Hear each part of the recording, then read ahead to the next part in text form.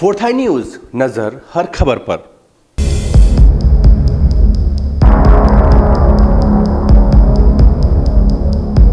नमस्कार दोस्तों, आपका एक बार फिर स्वागत है हमारे फोर्थ आई न्यूज़ के इस वेब पोर्टल पर।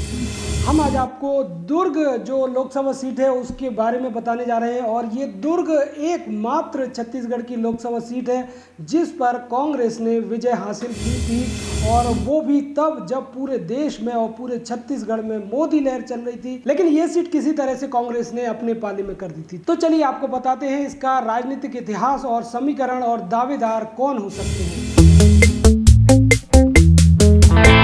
छत्तीसगढ़ की दुर्ग लोकसभा सीट सामान्य वर्ग के लिए आरक्षित है। यहाँ पर आजादी के बाद से 16 बार चुनाव हो चुके हैं। 1996 से इस क्षेत्र में बीजेपी का दबदबा रहा है, लेकिन 2014 के चुनाव में कांग्रेस ने इस सीट को हथिया लिया था। यहाँ पर फिलहाल ताम्रध्वज साहू सांसद है, जो कि कांग्रेस की सरकार में गृह मंत्री भी है। बीजेपी ने 1996 से 2009 तक दुर्ग में लगातार 5 चुनाव जीते हैं, जिनमें से 4 चुनाव ताराचंद साहू ने जीते हैं। 2009 के लोकसभा चुनाव से ठीक पहले ताराचंद साहू को बीजेपी ने पार्टी विरोधी गतिविधियों के लिए निष्कासित कर दिया था, जिसके बाद ताराचंद साहू ने बगावती तेवर अपना लिए थे और तीसरा मोर्चा छत्तीसगढ़ स्वाभिमान मंच की स्थापना की थी। उन्होंने इस मंच के जरिए गैर बीजेपी और गैर कांग्रेसी दलों को एकजुट करने की कोशिश की थी, लेकिन ताराचंद साहू 2009 में निर्दलीय उम्मीदवार के तौर पर यहाँ पर खड़े हुए थे, लेकिन वो इस चुनाव में तीसरे नंबर पर रहे थे। बात अगर साल 2004 की करें तो इस सीट पर ताराचंद साहू, जो कि उस वक्त बीजेपी में थे, उन्हें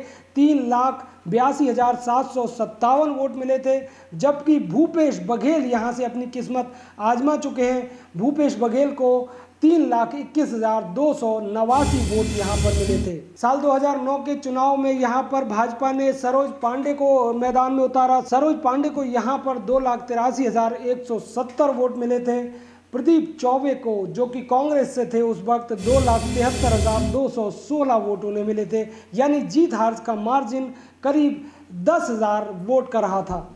महज 10,000 वोटों के अंतर से हारने के बावजूद साल 2014 के आम चुनाव में भाजपा ने एक बार फिर सरोज पांडे पर दांव खेला और उनको टिकट दिया, लेकिन इस बार सरोज पांडे पिछड़ गई और ताम्रध्वज साहू, जो कि कांग्रेस से थे, उन्हें उस वक्त 5,70,687 वोट मिले, जबकि सरोज पांडे को 5,53,839 वोट मिले थे। यानी कि ये सीट जो भाजपा का एक मजबूत गढ़ थी, वो ताम्रध्वज साहू ने छीन ली थी।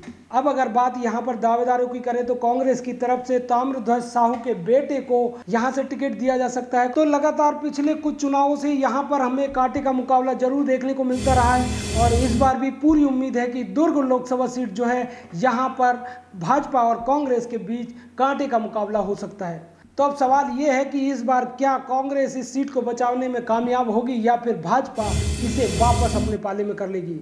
आपको हमारी रिपोर्ट अच्छी लगी हो तो इसको लाइक करिएगा, शेयर करिएगा और हमारा चैनल सब्सक्राइब करना बिल्कुल मत भूलिएगा।